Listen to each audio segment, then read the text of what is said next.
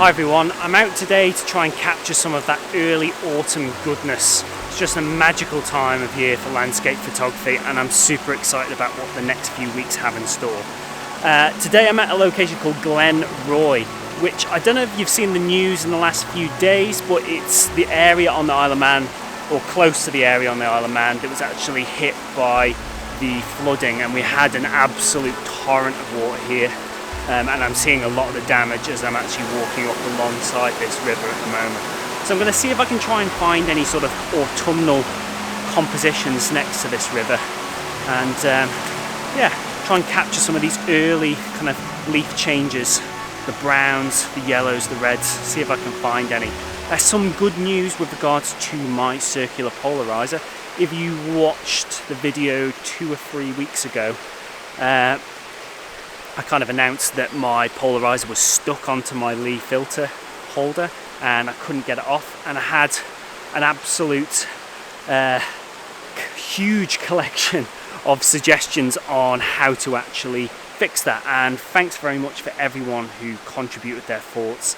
There was a huge array of really fantastic suggestions and I tried pretty much most of them, and unfortunately I could not get the polarizer off. However, I got in contact with Lee, I sent the polarizer and the filter holder back to them, and they've sent me a brand new one, and they actually said that they couldn't get it off the filter holder themselves, and it's the first time that they've ever not managed to get it off the front. So I don't know what on earth I managed to do to secure that on the front, but yeah, that kind of makes me feel a little bit better that I wasn't just being useless at maintenance myself. So I have my polarizer back ready just in time for autumn, which is fantastic, and it should excel in locations like this where we've got foliage, damp foliage, and we've kind of got running water and kind of sort of wet rocks that kind of got a sheen on them.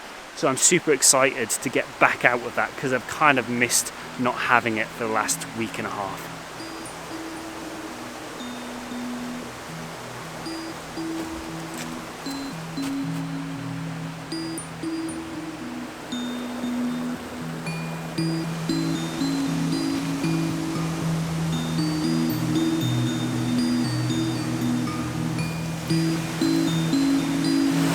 I found my first composition, and it's this beautiful little side waterfall that kind of falls and tumbles into the main sort of river channel that you can see just behind me.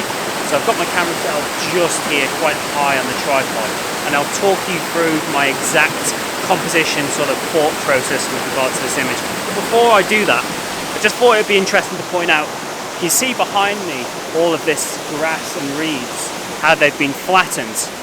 Well, this area is the area that was flooded on the Isle of Man just 2 days ago, and we got an absolute drenching, absolute torrent of water came down here, and the water level is kind of right up there. So I'm about 6 foot tall and I would be underwater right now, and you can see the normal level of the river is right down there. So it gives a real appreciation for the ferocity of the water that was coming down here. You can see there's like trees and branches all snapped. I mean, most of the riverbank up here is absolutely destroyed by the water. Quite remarkable. I'm just going to do a flip around, so I'm pointing that way and my microphone's pointing back to me, and I'll explain my thought process with regards to this image, because the composition is actually quite tricky. You can see my tripod set up here with the camera on top, and it's pretty much at its max height. And the reason for that is because this composition has a few challenges, and that's to do with the way that the elements of the scene are positioned out. Now, what I really like about the waterfall is this little ravine here where the water sort of tumbles into the main channel. But the problem I've got is this boulder here obviously obscures this. So if I move too far on this little ledge here, I don't want to go off the edge there because that's going to be very, very bad indeed. But if I get very close to this edge here, this boulder here starts to obscure a bit of that channel, and particularly if my tripod is quite low, you can see it totally ruins the shot. So you need to get a bit of height in order to see that ravine. The other option I've got is if I move off just to the side here, to the left, you can obviously see more of the ravine from this angle. But the problem is the kind of angle that you're looking at this waterfall is changed, so you're not seeing as much of the water tumbling down this rock face, and therefore a portrait composition has more rock on either side and less of the cascade of water.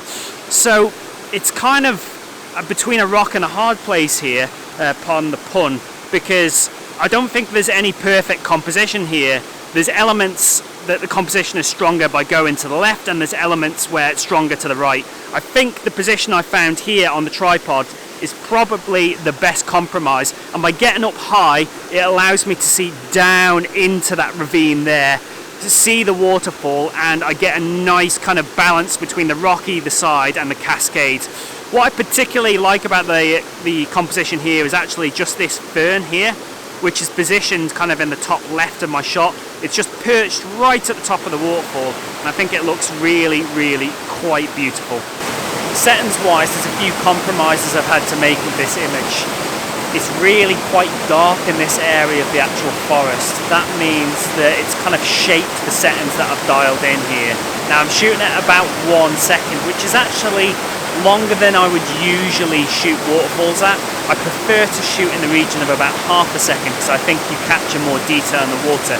However, it's not really possible to shoot at ½ a second without doing some major focus stacking here, or shooting at ISO that I'm not entirely comfortable with. So I've come to a nice sort of compromise at 1 second. I'm shooting at f9, which still gives me good depth of field, but I am still probably going to have to do a second image focusing in for this rock, because at f9, focusing back on the waterfall, that rock there starts to look a little soft. So I'm going to do a 2-image focus stack, I think, just to get that boulder nice and sharp in the foreground. In terms of ISO, I'm shooting at 160 for this. I like to shoot at 64, which is the base ISO in the D850, whenever I can, but the low levels of light here, it's just not making it possible, so I just need to nudge it just that little bit higher than I usually would. In terms of focal length, I'm about 40 mils at the moment. I'm kind of heavily cropping that waterfall, because if I shoot this wide angle, I'm going to get all of this really horrible kind of foam in the foreground, which is just dominated by white. There's not really much detail in it because it's kind of a raging torrent at the moment. I'm sure you can see that there. And I've also got my circular polarizer on the front as well, just to take the sheen off the rocks either side of the actual cascade of water, and hopefully that draws the eye into the waterfall all the more effectively, and it will also help the colours in the foliage and the leaves pop out just that little bit more.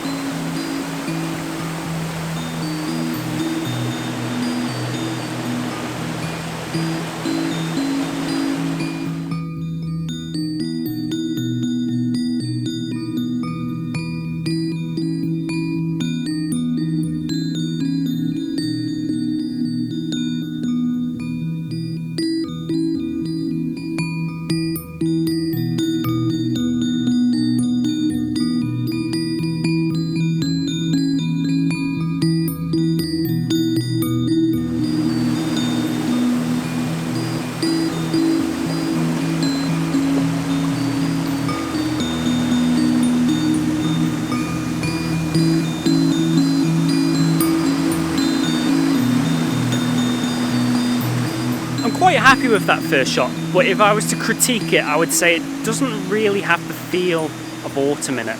I'm not picking up any of those autumnal hues and colours. However, what I love about landscape photography is there's multiple ways to skin a cat, and I've simply walked about 10 metres further down the river downstream. That's the same waterfall, but it's a radically different angle, and I think this shot feels a lot more autumnal straight away. Quite pleased with it. So you can see I've got my camera set up here quite high on the tripod. I'm kind of positioned in the river, kind of wading in my wellies at the moment. Wellies are very much my secret weapon when it comes to shooting a lot of landscape shots. And behind me, composition wise, I'm simply positioning the waterfall out to the right of the composition. From this angle you can see the majority of the cascade against that very dark area of the composition under the canopy there, very dark rocks. But what I really like about it is you've got this sort of branch of leaves kind of reaching into the composition, and a lot of leaves have fallen off the tree, but there's still enough there to just pick up that little touch of autumn I feel in the scene. Works really quite nice. And in terms of the left of the composition, it's obviously just the river kind of cascading and tumbling round these boulders, and then the river itself being flanked by the forest on either side going off into the distance. It's a really nice balanced composition, I think, and to me it feels a lot more autumnal than the first shot. In terms of settings, it's pretty similar to the first. Again, ISO 64. I'm shooting this at 70mm this time to reach further into the scene.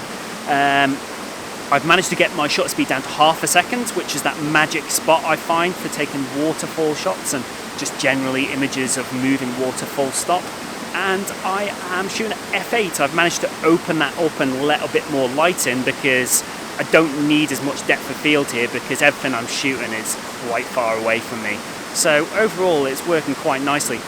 Oh, and before I forget, I've also got the circular polarizer on again for the same reason, to take the glare and reflections off any rocks and punch out those autumnal colours just that little bit more. But overall, I think it's a fantastic image. I'm really quite pleased with it, and considering I nearly walked away from this image, it just shows you that it really pays to really work a scene and spend a lot of time there, because sometimes the very best shots take a little bit more effort to actually discover.